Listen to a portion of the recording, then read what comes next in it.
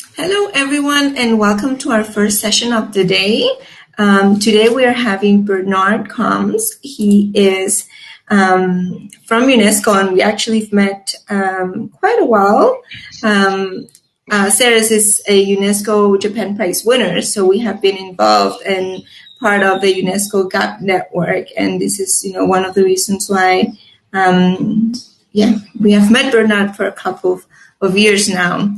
So I'll do a brief introduction of Bernard. Bernard is the program specialist at UNESCO and Education for Sustainable Development. He coordinates the implementation of UNESCO's Education for Sustainable Development for 2030 priority action areas on accelerating local levers across actions and on empowering and mobilizing youth to foster local networks and platforms for learning and multi-stakeholder collaboration to better integrate ESD programs and perspectives into intergenerational dialogues, community planning, and decision-making progress. He also works to reinforce cooperation into other agencies and stakeholders in communication, education, and public awareness in the areas of biodiversity, water, ocean, cities, and sustainable lifestyles. So welcome, Bernard. It's a pleasure to have you with us today. And you have a couple of minutes to introduce yourself, a bit of what you do and your work, and then we have a couple of questions rounded up to start the conversation. Welcome. Hello. Yes, thank you. It's a pleasure being on this virtual meeting. It would probably been much nicer to be all present together, but we have to adjust to the current situation. Yes. So, well, as you've heard, I do a lot of things. And I work on quite a few different issues. But in my work, I try to link them, notably because I'm looking after the priority area on youth, as well as the priority area of working at local level. But then I also work on the files on oceans, water, biodiversity, lifestyles. So quite a few things on my plate.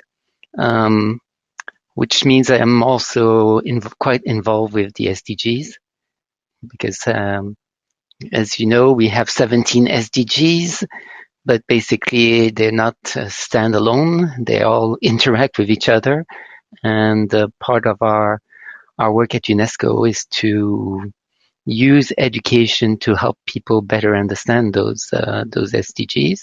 It's part of our new framework called ESD for 2030. Let me try and share my screen. I have a couple of slides that should work. Boom. Share. Okay. No, let's share. Okay, must be down here. There we go. There are a couple of different buttons on this platform. Can you see the slide? No, not yet. Not yet. Okay, there must be something else I have to push.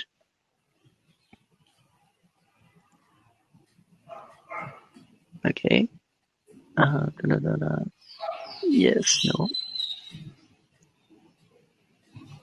Your entire screen. Yes. Okay. Okay, doesn't. There we go. That might work. Let's see. And now. Yes, I think now. Yeah. Now you can see something, right? Great. Yes. So as I was saying, we have this new framework called ESD for 2030, basically to take us till 2030 for the next 9 years. The focus on it is using education to address the 17 SDGs and to help achieve them. We launched this framework last year, but this year in May, we're having a world conference to officially really launch it. We were forced to postpone the conference due to the COVID. But in the meantime, we have started the work on it with a roadmap that we launched in different parts of the world. And this new framework has three key elements. The first one is putting the emphasis on education and learning linked to all 17 of the SDGs. First of all, to raise awareness of them, because a lot of people don't really know them. If you ask somebody on the street, you tell them about the SDGs, they look at you like, what are you talking about there? But then you say, well, it's water, energy, poverty, inequality. Then they go, oh, yes, we understand. But it's also to use education to help mobilize around those SDGs and to encourage actions for them. But it's also to start critical discussions and critical understanding of the SDGs. Because depending on what part of the world you're in, some SDGs are more important than others. For instance, if you live on an island in the middle of the Pacific, the SDG on water and the SDG about climate change will be very, very important. Whereas if you live in a landlocked country, well, the SDG on the ocean might not be so interesting. So it's also to put these SDGs into context. The second key feature is that ESD education learning is about learning for transformation, transforming how we learn, what we learn, but also transforming our societies and our systems, because clearly things are not working, so we have to change that. So it's not just transforming, making sure you're, for example, if you're working in a school, that the school becomes greener, more effective. It's also trying to change the system that's in. A very simple example. People keep telling you, you shouldn't use plastic, you should recycle. But the problem that we see in many parts of the world that, yes, you can have different recycling bins, but if there's no system to collect those bins separately, they will all end up at the same place. So you have to change the system, the structures. And the other thing we have to take into account is that technology, ICT, social media, apps are part of our life these days, and we have to find a better way to use them for learning and education. The third feature is that this framework puts the emphasis on countries, that countries should take the leadership, governments should take the leadership to address 5 priority areas, which I'm going to introduce in the next slide, but also to work with all the stakeholders. If we're talking about education, it should not just be the Ministry of Education. It should engage anyone, everywhere. But it's also about mobilizing resources, whether human or financial, to move forward. And so 5 priority areas. One is policy. Second one is about the learning environments. You should teach, but you should also live sustainability. Of course, training educators and trainers. One is about youth, and then the final one is about local level. So youth, this priority area on youth is making sure that young people are heard, that they're provided with skills and tools to take action, to become more involved in governance issue, policy issues, to engage in dialogue, to foster collaboration. The framework has 6 areas for implementation. One is that we're encouraging country to develop what we're calling country initiatives, to basically bring all the ESD activities in the country under one umbrella, so that you can see that there would be progress. So in terms of young people, what does that mean? It means that basically you as a young individual or as an organization, you can contribute to that country initiative. The second area has to do with collaboration and partnership, that all types of networking need to be put in place, whether face-to-face, virtual, or others. Another area is about communicating what you're doing, what types of initiatives you come across that help achieve the SDGs.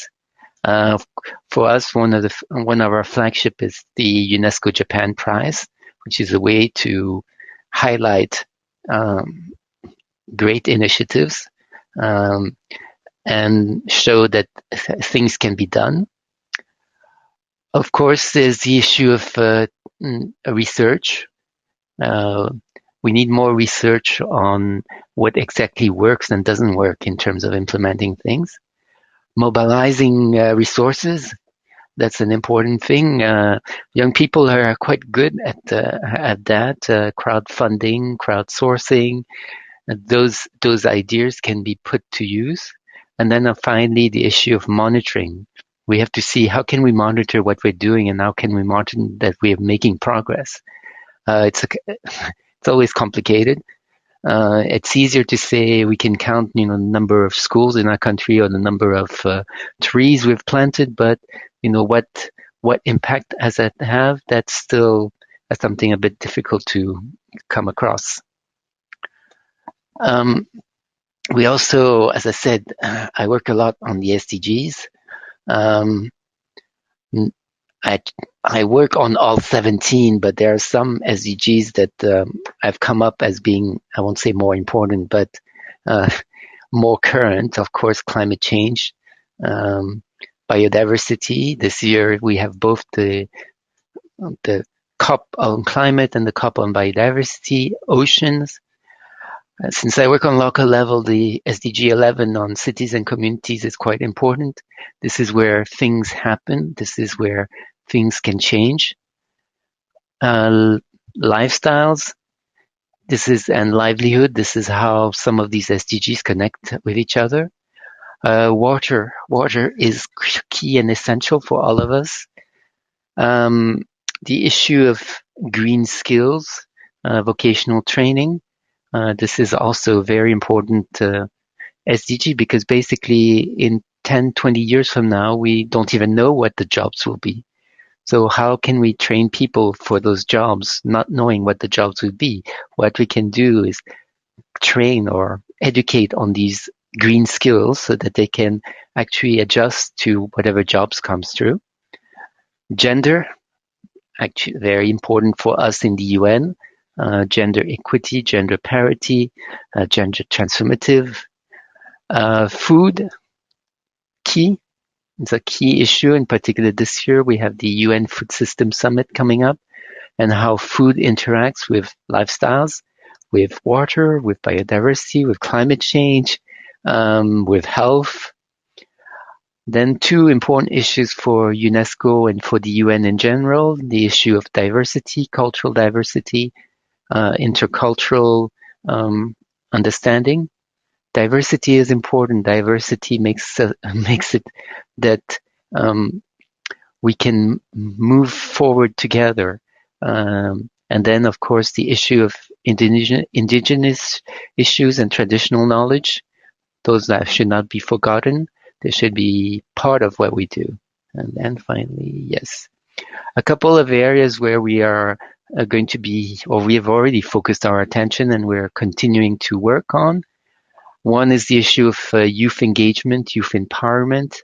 During the GAP, the Global Action Program phase, we did a series of youth leadership training. We are continuing with this type of training, but we're moving to find alternative ways of providing training. Moving away from just training the trainer, training someone who will then train other people, finding other ways to provide that training.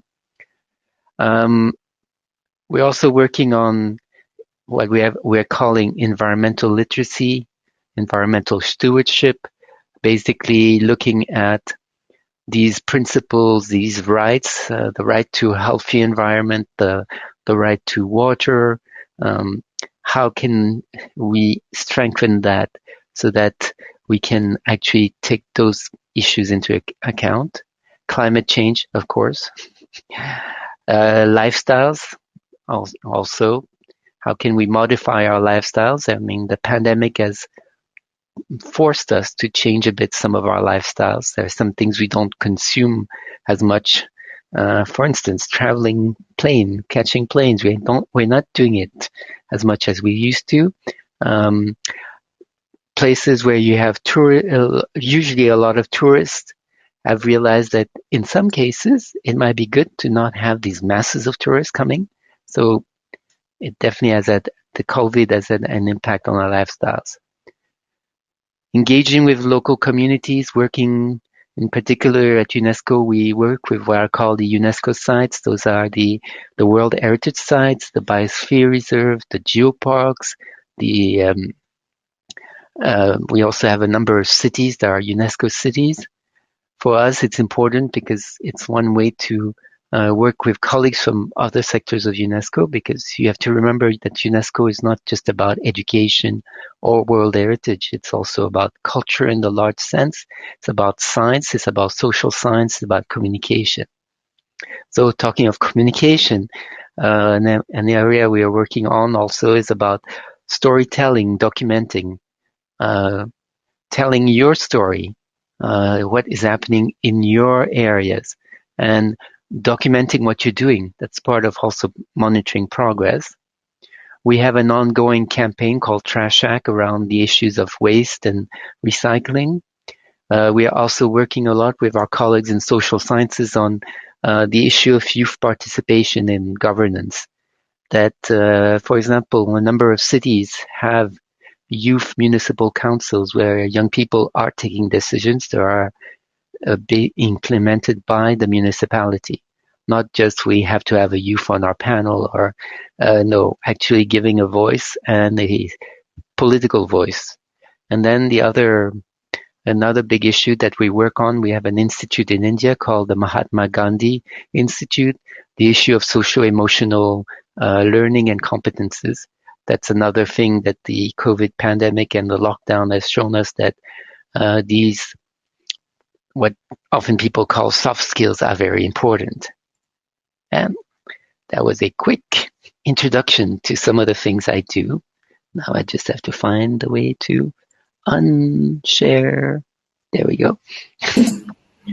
Excellent. Thank you, Bernard, and thank you for sharing. I think what you just shared with us is a very broad understanding about all the work that UNESCO is doing, but also the UN and all the different sectors, and how you're integrating education, and not only SDGs, but also, this important topic around, how are we responding to some of the challenges that we're facing right now, that we thought, we've never reached to at this point, that global problems are going to be very interconnected with our local issues or our grassroots issues.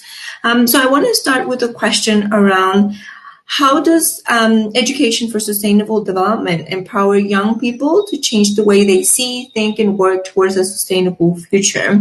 And if you can give us some examples around, any what other organizations might be doing, or what you have experienced on SDG, and how you see that empowering young leaders. So one of the things is that ESD pushes for skills like critical thinking, action-oriented type of learning.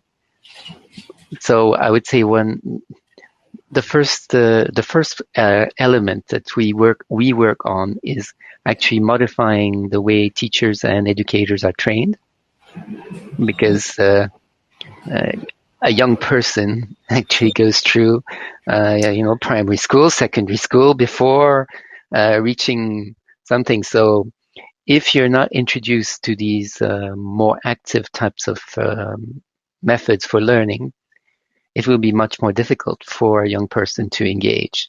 So that is one level. The area that we work on is to try and make education interesting.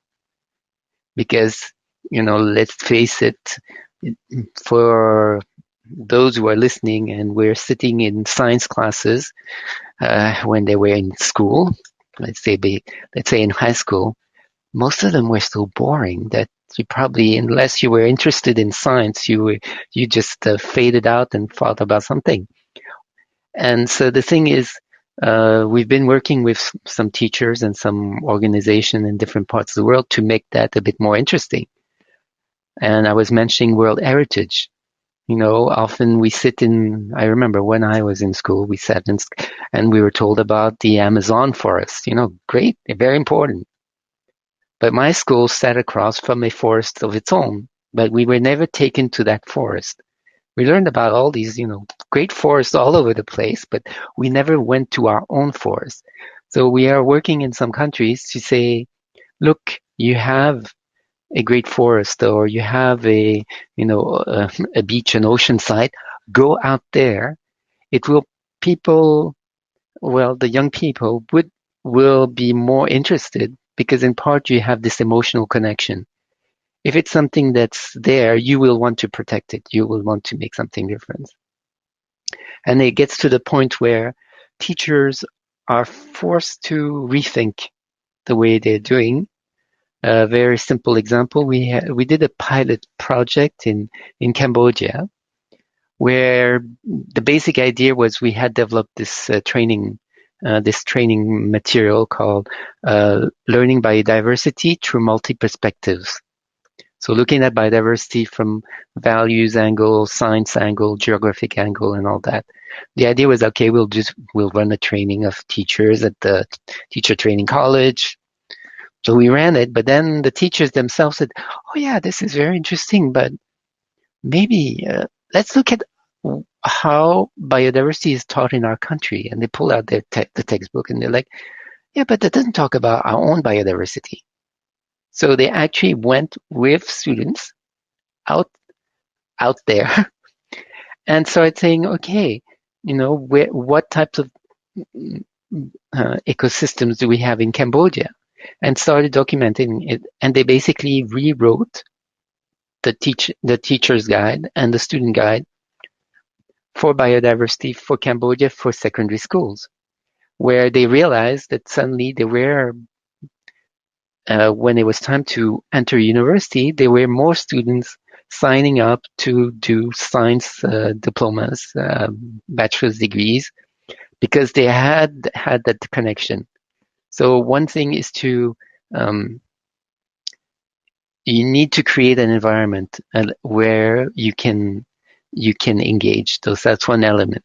Then with going for training or empowering young people, it's also showing them or giving them actions where they can see they're making a difference.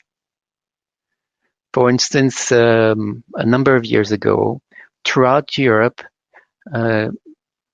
young people were mobilized to look up and kind of do an inventory of interesting ESG activities in their countries, and then select a few of them and basically write something that explained why they chose, let's say, the 4 or 5 they chose. And from that deduct some recommendations saying, we saw this project, and from that, we would recommend that you should have vegetable gardens in all schools so that you could use those vegetables in the school cafeteria. So they wrote that, and then they were told, well, as they were put in connection with the groups in the other countries in Europe, and they were told, okay, you have an opportunity. Can you write a kind of a set of recommendations that will be given to the European Parliament? So at first they were like, oh yeah, sure. Every time we ask to do that, it never goes through. And then they were told, no, because there was a partnership that had been established between several NGOs and in particular private sector companies that worked in the recycling business. We said, no, it's important. Because in part the recycling companies needed to make sure that when they put in place these recycling system, people understand, the blue bin, you put this, the red bin, you put that, and this. So the young people got together, they wrote this, and it was actually presented to the parliament. And some elements were included in decisions that were taken to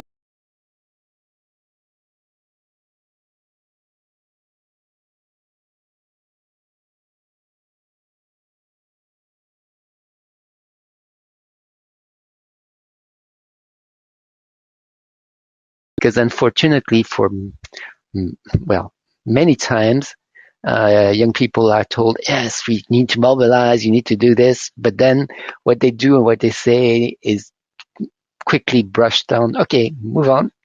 Tick, it's like the checklist. Okay, did we consult the young? Yes. Okay, did they do something? Yes. Okay, fine. No. So that's one aspect. The other, I would say, another element would be that it's to another way, as we've seen with the Fridays for the Future, a number of young people in different countries have taken their own country to court because you signed these papers saying that you were going to get to whatever degree for climate change, and you haven't done so. So what are you doing? And these cases often take a long time in court. But then when the court sides on the young people's side, saying, okay, government, can you explain why? Do something better. We're moving. It's moving slowly, very slowly. I mean, in France, we just had the court said to the government, well, yes, you need to improve. How are you going to do it? That was like a couple months, not too long ago, like a month or two ago, which actually this process helped the young people also connect with NGOs, civil society organizations that are always looking for more volunteers, more people who are engaged. Because I would say I won't say the problem, but the one issue that we have seen is that if you're very active, dynamic in high school, then for those who go to university, you remain dynamic, but suddenly because you're working on a master's or sometimes you go further, you want to do a PhD, whatever, your studies take over the time that you have to be mobilized. And then afterwards, you start looking for a job. So your focus is, how do I convince the potential people who are going to give me a job that I'm ready for it? So we've noticed that sometimes this dynamism and activism, there's this, there's a little bit of a slope down, which then probably will restart once you have your job or you feel you're better settled. So these are a couple of things. Thank you, Bernard. And I think you touch on very important topics around, how can ESD just the competencies that they develop with education for sustainable development are very critical, like the critical thinking, systems thinking, finding that interconnectedness around, climate change. Yes, and how I think, and what you touch very importantly is like, how does it is reflected in my community, in my surroundings, in my, my neighborhood. And I think finding those connections and learning from it in a very practical way, I think that's what also ESD has to offer, because it's very, you can apply it into a formal setting in school, but you can also apply it into a very informal setting, because it's a very practical experiential learning from my own experience at SERS and how we've tried to implement ESD as well. And it's always connected to action. So how can you drive action to create change, but also to create that connection to their communities, to their resources, and what they can realistically do as well. So I think that those are very, very, very important points. So I want to just invite everyone, if you have any questions, so that you can start leaving in the comments. We're going to continue with a couple of questions. And I wanted to touch on, settling around, we're still in the midst of a pandemic. Some countries, are getting vaccinated, others are not. But what do you think are some of the challenges that we're facing today, and how can education for sustainable development help in addressing some of those challenges? Yeah, the challenges. We actually here in France, we've just gone back or at least in the Paris area, we've just gone back into lockdown last night at midnight for 4 weeks at minimum. The issue of vaccines, yes, all countries are facing it, and I would say, and I mean, a year ago it was the issue of the masks. This year we have the issue of the vaccine. Okay, what can ESD provide? Well, part of it, ESD, because it's looking at things like critical thinking, it's looking about action-oriented things. It helps. It helps you give you some skills for being a bit flexible, a bit possibility to adapt. And actually, one of the big things that we've been pushing in terms of the post-COVID phase is that ESD can help make these interconnections between different issues and interlinkages. And also that if the COVID provides a good opportunity to rethink our education systems and education content, because all countries where lockdown came in, schools had to move to virtual. Some places it worked better than others, for whether it was for issues of internet connections, or sometimes it was more the issue that teachers knew how to teach face to face, but online it was much more complicated. My sister-in-law teaches 8th graders in the Los Angeles area in California, and she said the first few weeks was just crazy, because first she had to make sure that her students were actually online and were actually listening and following. That was one thing, but then at the same time she had to adapt, because there were some things that she does naturally in a classroom, and she's like, okay, how do I do it with a camera? I can't go to the blackboard and write, so she had to adapt. But she said that was, for her, it was a bit difficult, but then she's in her school is in a nicer area, whereas she said some of her friends who are teachers are in the middle of cities.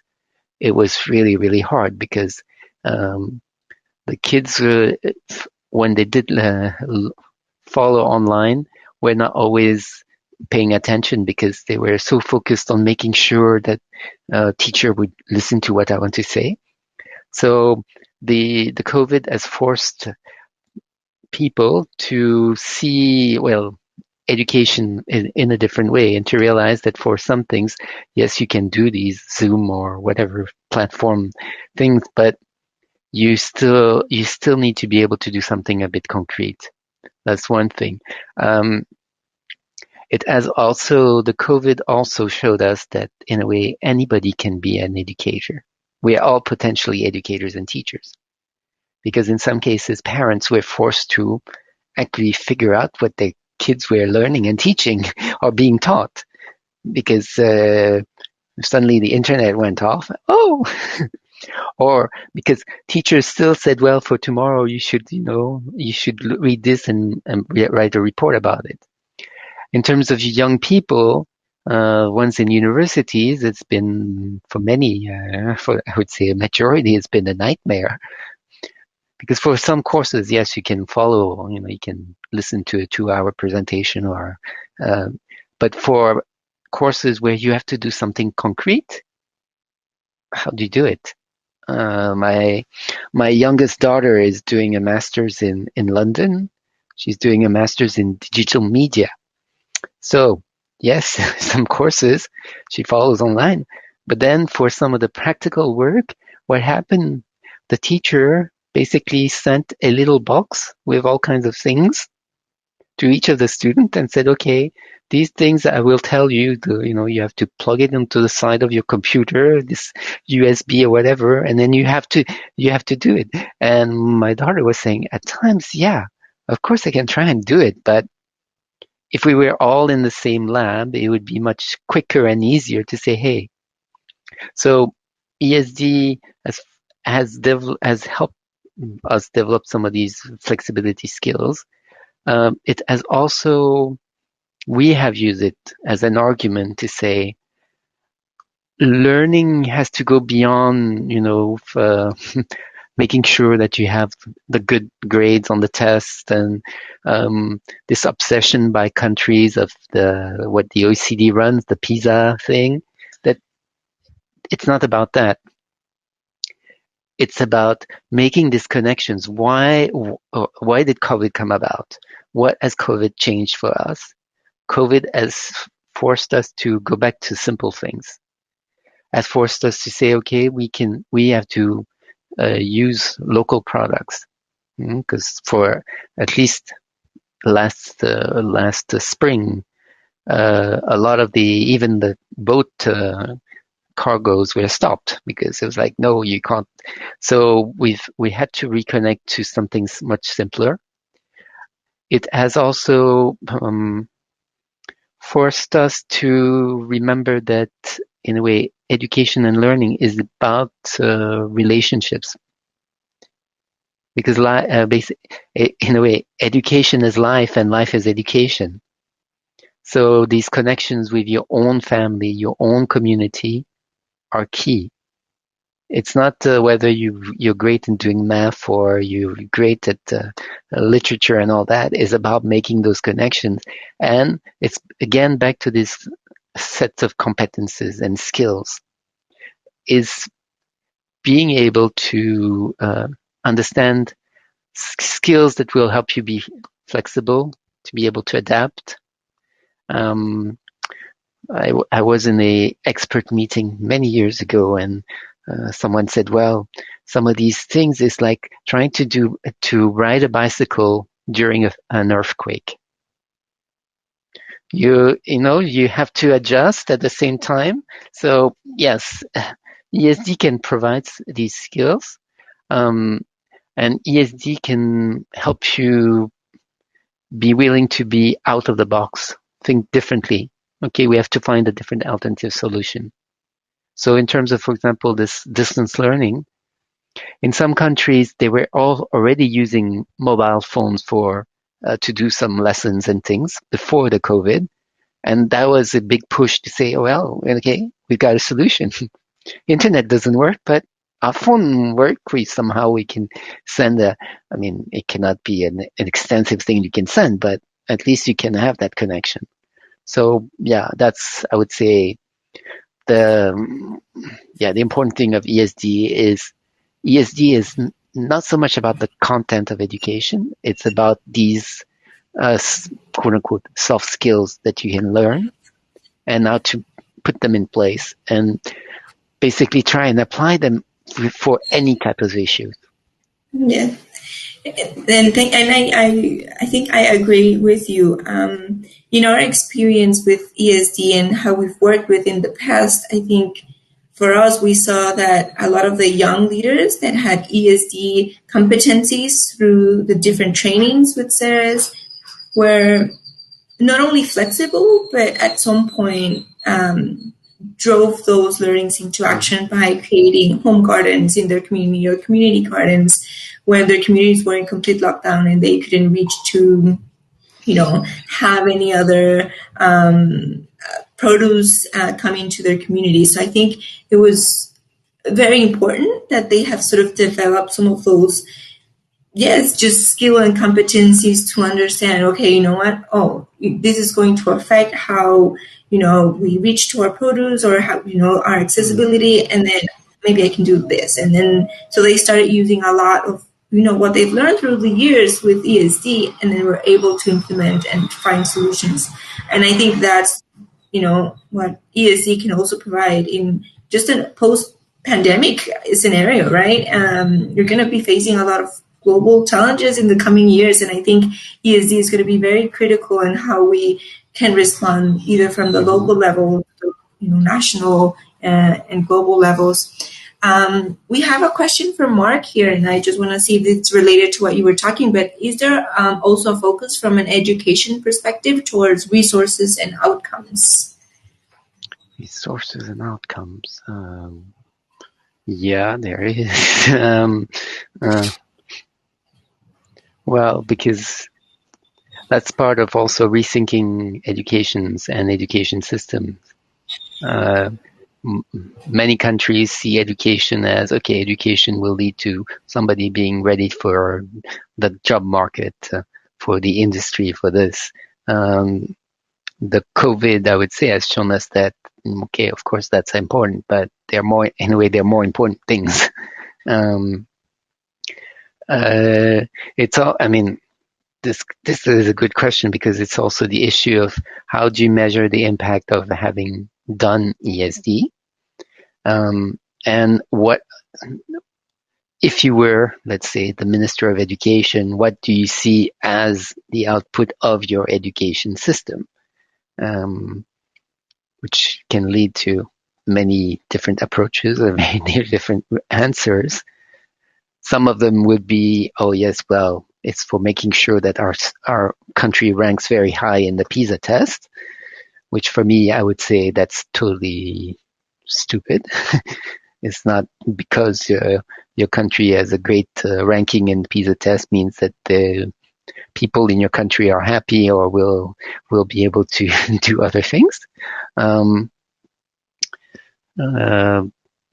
I think that the problem is to move away from kind of results. You know, we have to in many countries, France being the first one I can think of, where people, as soon as the final exam for getting out of high school is out, they say, oh yes, and this year we had whatever 95% success in the exam.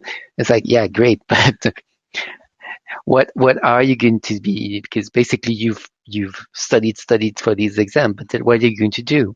Some countries, those types of exams,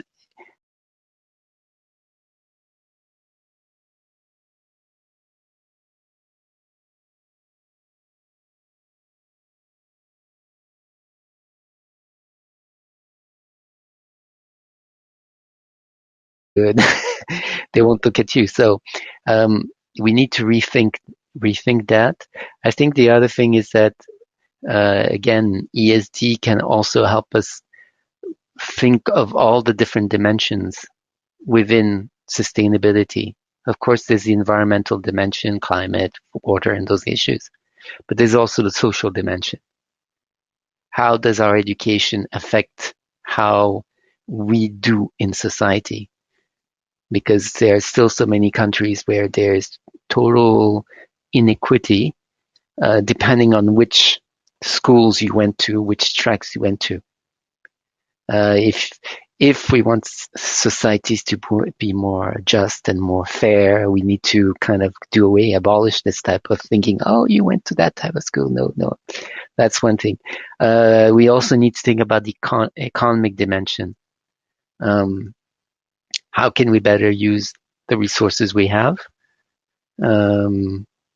What skills, again, what green skills do we need to be able to, if we're going to get rid of oil and coal and all that, okay, the wind energy, but how do we invest in that? So, and then, so let's say, and then of course, I would say the most important dimension that is usually forgotten in education in general, and often in ESD, is the cultural dimension. Culture, not just in the sense of literature, movies, and all that. Culture in the sense of who we are and what we are.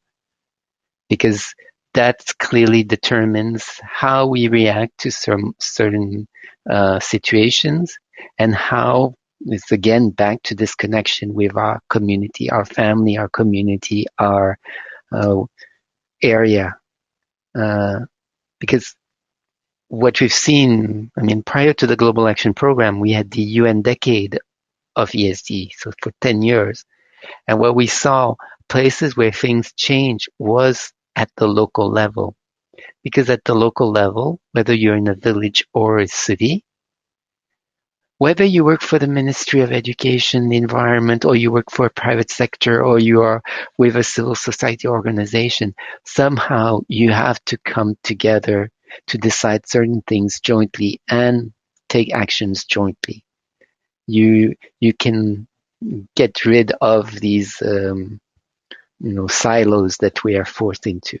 And we see the same within the UN system. I mean, the UN is not just the headquarters, either in New York, Paris, or Geneva. We have field offices or regional offices around the world. And when you're assigned to one of those offices, of course you're assigned because the job there is you're going to be the education officer. But often the office is so small that you end up having to work with your colleagues from other fields like science or culture, and you have to work on things, joint things, because when you interact with the country wants to fix, let's say, a problem, and they don't want to know how your own organization is structured. They just want, so whether you're from the education sector or the culture sector, what can you do to help my country? So this, in a way, flexibility of switching between these dimensions, I think that's really where the importance lies, and that's also, in a way, the beauty of the 17 SDGs, is that it forces to remember these interconnection and interrelatedness, and that you have to keep in mind all these dimensions when you're doing something. You cannot just say, oh, well, this is just environment. I'm going to go plant a tree. It's just, no. Actually, planting a tree can have a lot of meaning. I mean, there's an economic meaning because depending on what type of tree you plant, some of those trees will end up being the desk and chairs that you're using.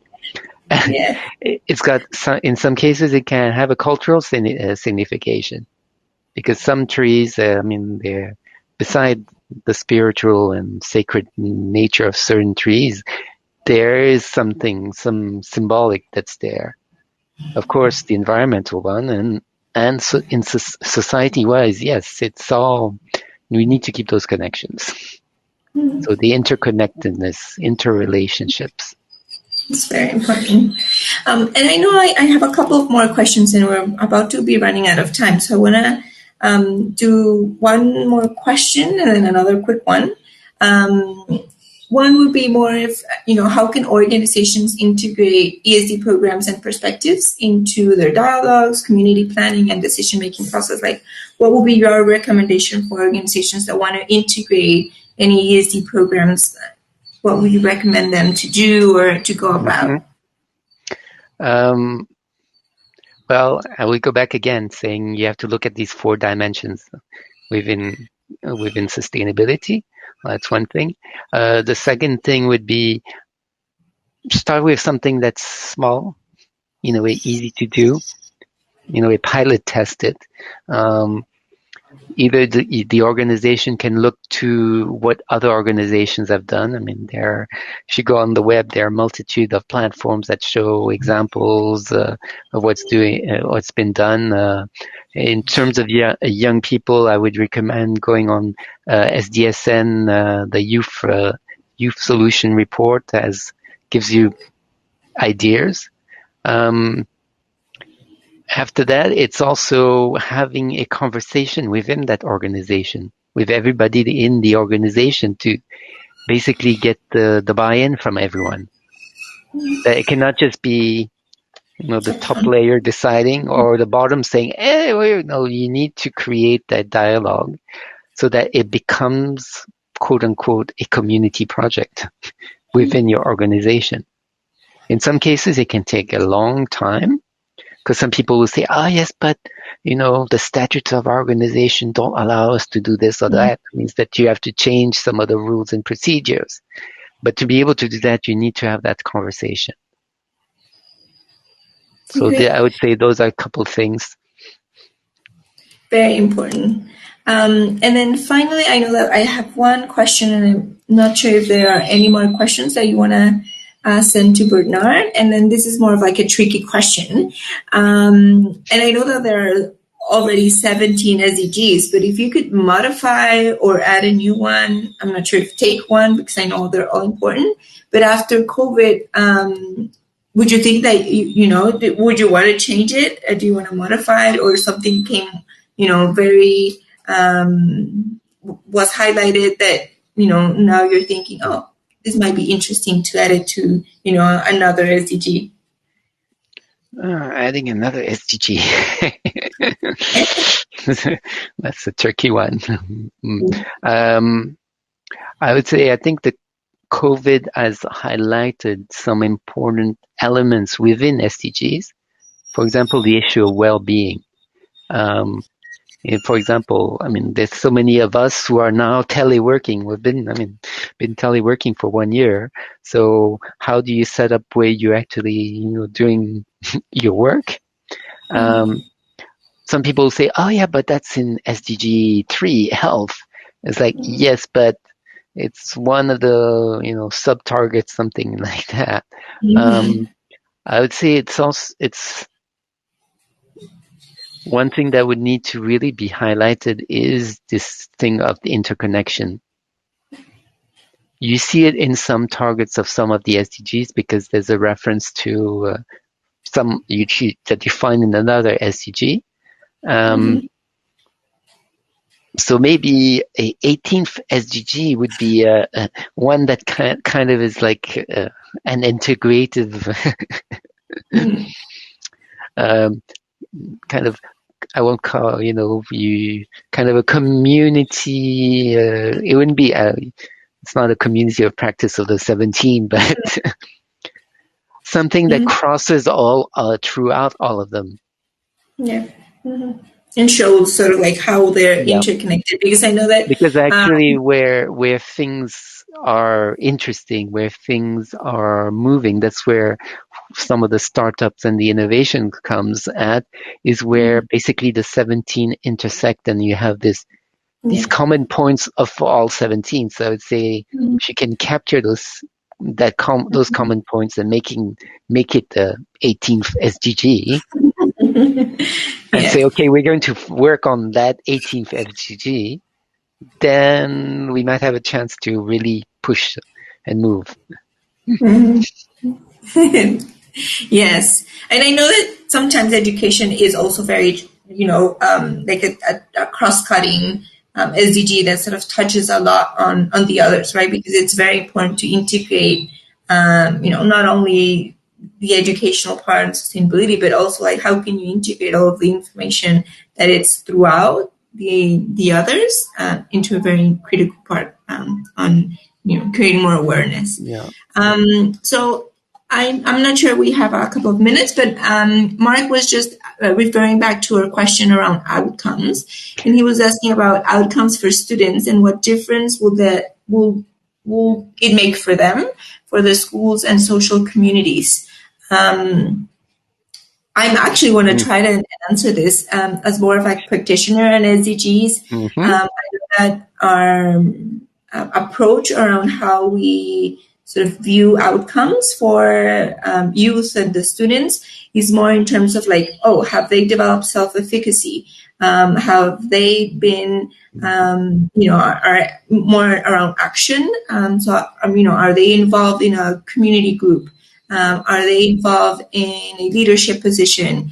Have they raised awareness on social, economic, and political issues, for example? And so our way of measuring some of those outcomes is more around, if all the content and, everything that we've given them has sort of taken into either an action or a very specific competence around, their own leadership around sustainability. So